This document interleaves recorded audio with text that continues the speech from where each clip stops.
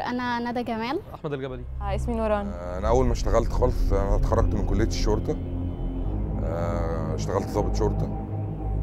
ودي حاجه انا بفتخر بيها جدا، انا اشتغلت ضابط شرطه. الداخليه بلطجيه.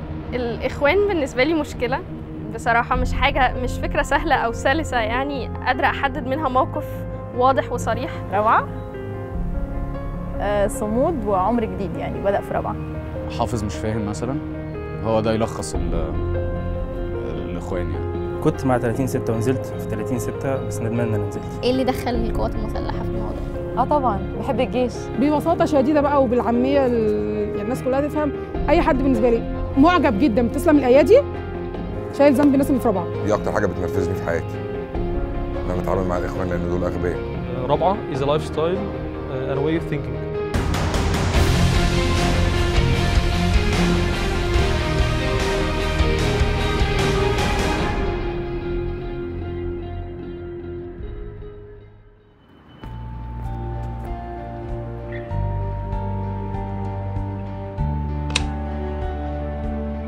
مساء الفل.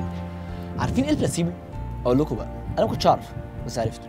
البلاسيبو ده دواء الدكاتره بيدوه للناس اللي عندهم امراض مزمنه، يقعدوا يتعالجوا عليه شهر 2 3 4 ويلاقوا فعلا ان حالتهم بتتحسن. مش كده وبس، ده في ناس بتخف على البلاسيبو.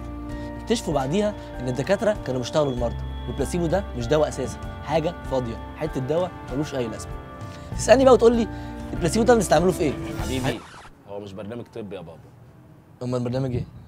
انت جاي تعمل ايه؟ انت جاي تعمل برنامج طبي؟ لا. اتفضل يا بيه، قول السكريبت بتاعك. طيب لو خدتوا بالكم الناس دي كانت كارهه بعض. احنا شفنا الاخواني والسلفي والزملكاوي والاهلاوي واللي بيكره مصر واللي بيحب مصر واللي بيحب الجيش واللي بيكره نفسه، شفنا كل حاجه. تخيلوا بقى الناس دي لو خدوا البلاسيبو وحطيناهم في مسابقه وخليناهم كلهم يعملوا حاجه مع بعض، 5 أو 10 مالهمش اي علاقه ببعض، كل واحد يمثل نفسه فقط، مفيش اي وجه تشابه بينه وبين اللي جنبه، يتحطوا في حاجه واحده، عندهم تاسك واحد كلهم يعملوه. تاسك يعني النبي عربي. مهمه، عندهم مهمه واحده يعملوها عشان يوصلوا لحاجه. لو كل الناس دي اتعاونوا مع بعض برغم كل اختلافاتهم، البلاسيبو بتاعنا هينفع معاهم. تعالوا نشوف. قوم. امشي. طيب السلام عليكم.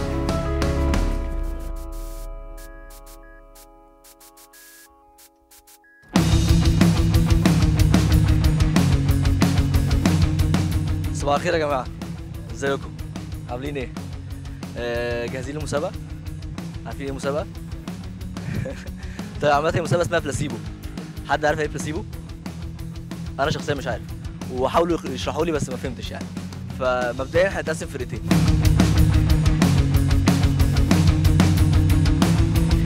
عايز اقول يا جماعه اهم حاجه في المسابقه دي دلوقتي، واول فرقه هتخلص هي هتاخد الجايزه، وبجد الجايزه مش وحشه خالص. مش حلوه؟ مش وحشه خالص. اوكي، مش عايز انا ابقى اضحك عليكم. خلاص جاهزين؟ يلا بينا.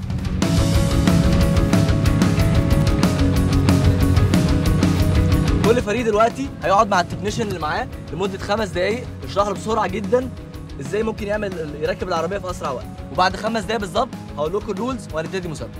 يلا.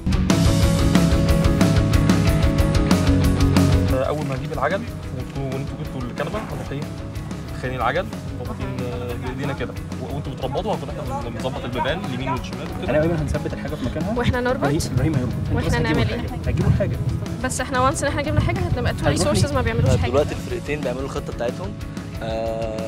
غالبا ابتدوا يعرفوا بعض اكتر، واضح ان هم ابتدوا يهزروا، ابتدوا يتكلموا، كل واحد عارف مين الليدر بتاعه وفي خطتين جاهزين. الفريق ده جد جدا، واخد الموضوع جد مفيش هزار، والفريق ده شكله لو كسب هيكسب بالحب، يعني ان هو لحد دلوقتي لسه ما قالش اي حاجه مفيده. يلا تعالوا نشوف. وين؟ ايه الكلام؟ هقول لكم الرولز مره واحده. دلوقتي كل تيم ليه ليدر صح؟ التيم هنا مين الليدر؟ محمد. وهنا جبل. طيب اولا التو تيم ليدرز بس هم اللي من حقهم يكلموا الحكم، يعترضوا على الحكم، يقولوا يطلبوا اي طلب او يطلبوا مساعده التكنيشن. في حكم بره بيشوف لو في حد من التيمز مش بيشترك في الشغل، بمعنى ان لو لقينا حد ما بيشتغلش لمده دقيقه، ما اشتركش في الشغل لمده دقيقه، بيقف هو وواحد كمان لمده دقيقه عن الشغل. فده معناها ان لازم كله يبقى بيشتغل طول الوقت. جاهزين؟ جو!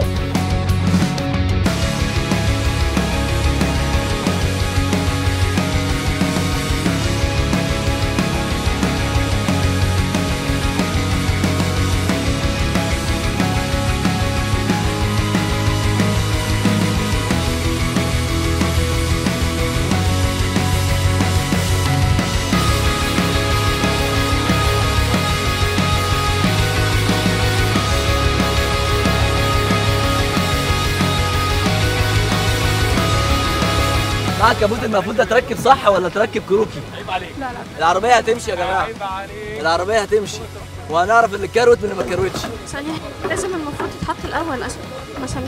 لا صح؟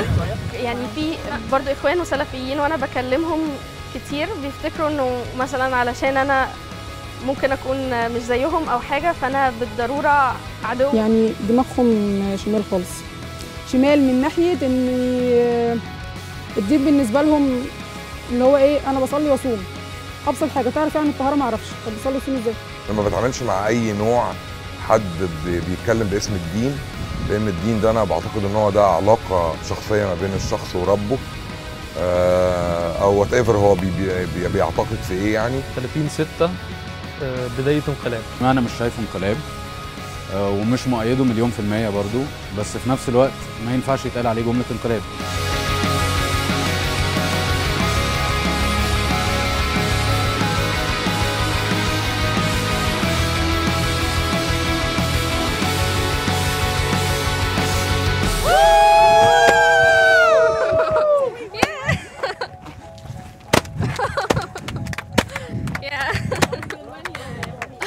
في جايزه ماديه يعني متواضعه لكل واحد في التيم. مبروك. ماشي الصندوق دهب الماس. تيم ليدر ياخد الجايزه. تيم ليدر يا جماعه.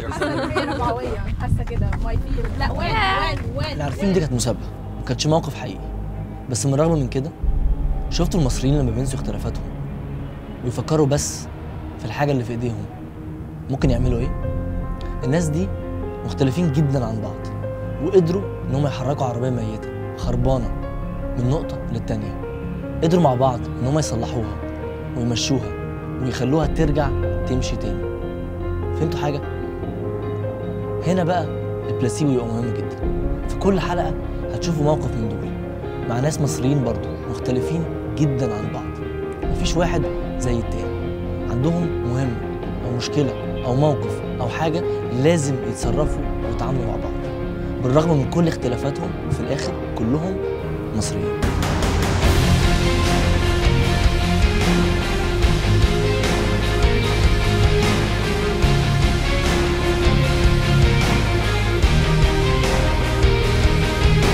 لازم كله يركب، ده قانون اللعبه. هتركب فين؟ هركب معاه. تركب معايا فين؟ هطلع من الشباك. هناخد مخالفه كده يا باشا. السيسي. انا مع السيسي قلبا وقالبا. يا ابراهيم.